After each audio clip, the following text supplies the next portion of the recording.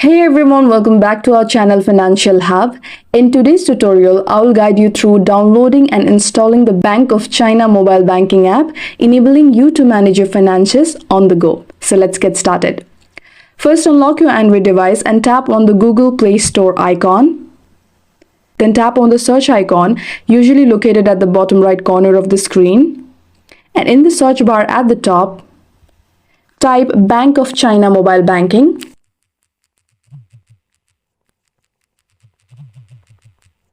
And hit search.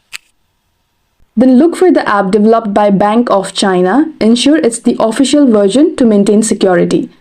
Tap on the app and tap install.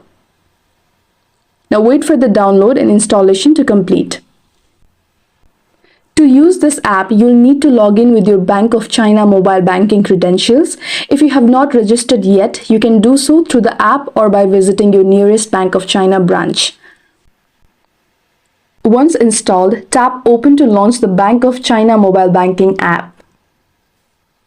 And that's it. You have successfully downloaded and installed the Bank of China mobile banking app on your device. If you found this tutorial helpful, please give it a thumbs up, subscribe for more tech tips, and let me know in the comments what you'd like to learn next.